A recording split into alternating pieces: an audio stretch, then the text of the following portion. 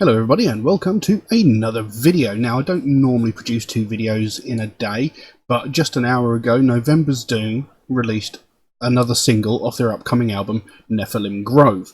Now about a month ago I actually covered the title track of that album, Nephilim Grove, and I absolutely loved it. I thought it was a fantastic piece of music. And this track is called What We Become.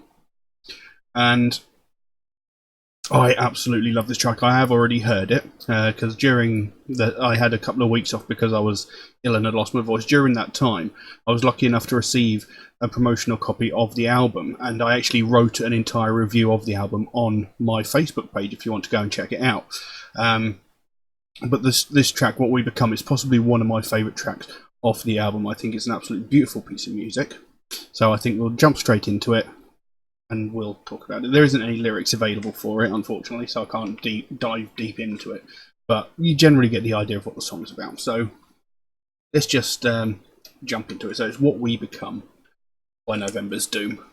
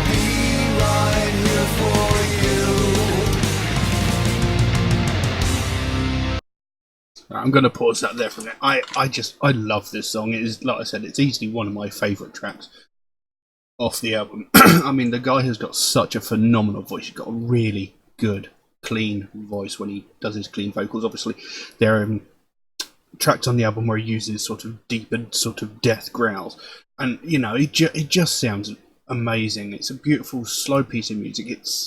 He's obviously talking about some sort of relationship that he's had, that he's lost, sort of broken down. He's saying, there was a line like, "I see this now, the burden." I can't remember the exact line. The burden where my fault lies, I think it is. So, you know, he can see where things went wrong. And he's sort of saying, you know, one day you'll love me like you used to. You know, one day you'll love me like you cared.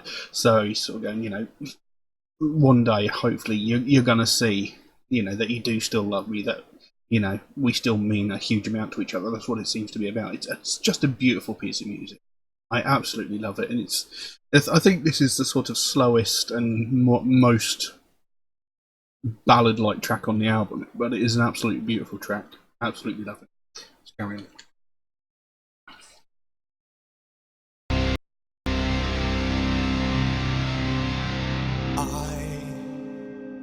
I relive those words when I miss your smile. My will has gone away. I would wait for you if you forgive my heart. I will always love you.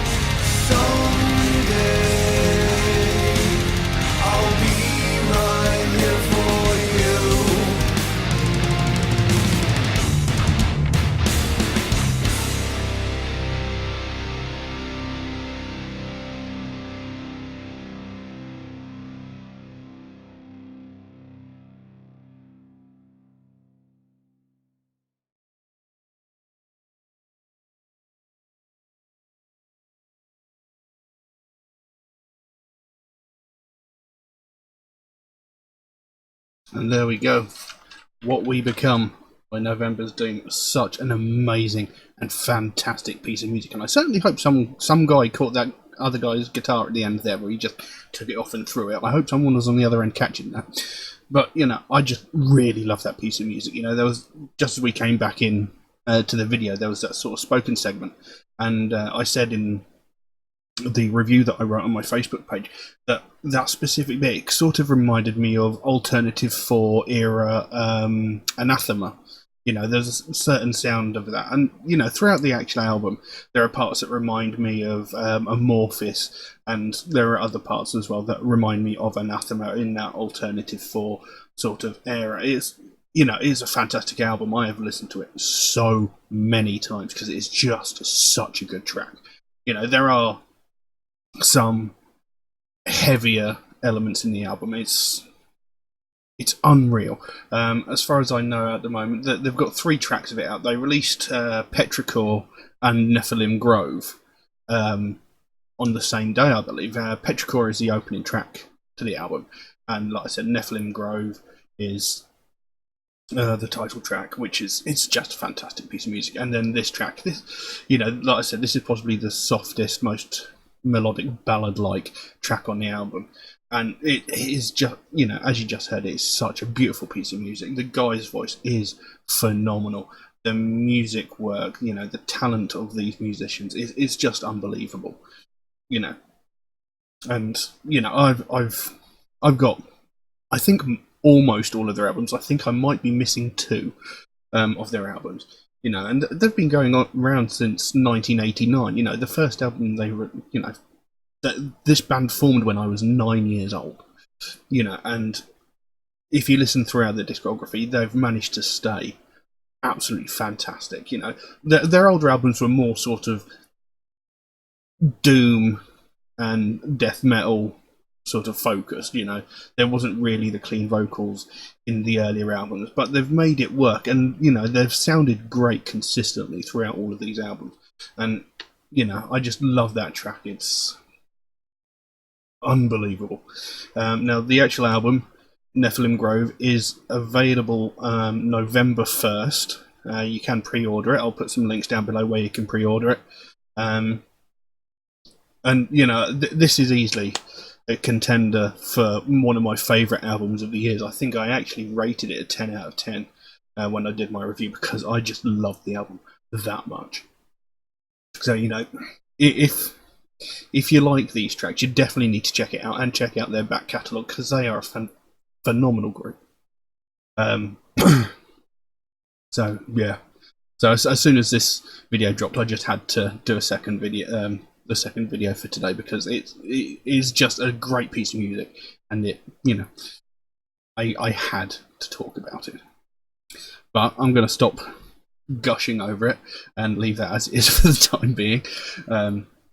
As is usual, if anybody wants to suggest a track for me to react to, then please do so by all means. Drop a comment in the comment section below, or message me on my Facebook or my Instagram, or you can message me through my Patreon, where you could also help to support the channel, help me create future content, and maybe improve the quality. Get rid of this green piece of crap that was hanging in the back. Do know, though, if you do make a suggestion, it might take me a while to get around to it, since I get so many suggestions every single day. My list grows faster than I can record the videos, but I do write down every suggestion I get, so it will get done eventually. Also, Metalhead Reacts is a proud supporter of the Sophie Lancaster Foundation, a British-based charity whose main goal is to put an end to hate crimes, especially those aimed towards those of the alternative culture, people who listen to alternative music or dress in alternative fashion. It's something I'm very, very passionate about, something I really strongly believe in. Because it's something I've had to deal with for a large period of my life, and I've seen many of my friends have to deal with it, members of my family. It's something that makes no sense to me. People are getting violently and brutally attacked because of their taste in music, and it's ridiculous. Why would you attack someone just because of their taste in music? And the simple answer is, we're getting singled out because we're different, because we are individuals, because we don't meld into the crowd, we're not following the masses, we're unique, we stand out, therefore we become targets. And it's unacceptable. Attacking someone because they're different, it's a hate crime. There's no two ways about it. I've had people tell me that these aren't hate crimes. They are. You're attacking someone because you hate someone about it, it's a hate crime. And it's something that doesn't make sense to me. Attacking someone because of their taste in music. I mean, what are you hoping to achieve by attacking someone? It doesn't do anything. You're not going to suddenly change their mind as to what music they listen to. They're not going to suddenly turn around and start wearing beige and listening to bloody Taylor Swift. It's not going to happen. So what is the point in doing it, other than showing off in front of your mates? Because that's all it is. Because you always find that these people that will attack us, they never do it one-on-one. it's always a group. Like if you look at the Sophie Lancaster incident, Sophie Lancaster and Rob Maltby, minding their own business, walking home, were jumped by a group of 5 or 6 people. 5 or 6 people.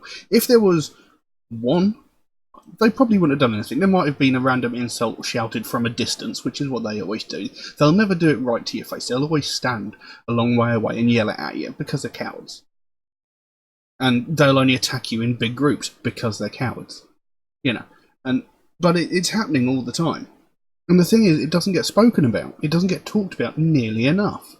The only time it ever gets mentioned is if a tragedy happens, like what happened with Sophie Lancaster. I mean, the girl was beaten to death. She was murdered because she listened to heavy metal, because she dressed in alternative clothing. It's unacceptable. But the thing is, that was huge in the news. It was all over the place. And that's what needs to happen. Because I can guarantee you, since that attack on Sophie Lancaster, thousands of other people that listen to alternative music have been violently attacked, possibly even hospitalised. But it's never talked about because it didn't end in tragedy. It shouldn't come to the point where the only time we talk about violent crimes is when someone dies. We need to stop that from happening. And this is what the Sophie Lancaster Foundation is all about. They want to put an end to this. They don't want to see another family go through what they went through. They want the people perpetrating these crimes to know that there are, consequences for their actions. They might think it's fun to beat up goths and metalheads, but they've got to know that they are going to face a full penalty for what they're doing, because it's unacceptable. There's no good reason for it. It achieves nothing. And it needs to stop. So if you'd like to find out more about the Sophie Lancaster Foundation, there is a link to their website in the description below. You can go over there, find out what they're working on, find out what their goal is, because they can explain it a lot better than I can. And, if you can help them out in any small way, obviously you don't have to, but if you can help them out in any small way, even if it's like making a small donation through their website, or even something as simple as one of these Sophie wristbands that you can get off their web store, if you can help in any small way, the smallest amount can make the biggest difference. And the sooner we bring more attention to this, the sooner we can help to stamp out prejudice, hatred, and intolerance everywhere. But I'm going to leave that as it is for the time being. Thank you all very, very much for watching, and I will see you again soon. Bye-bye.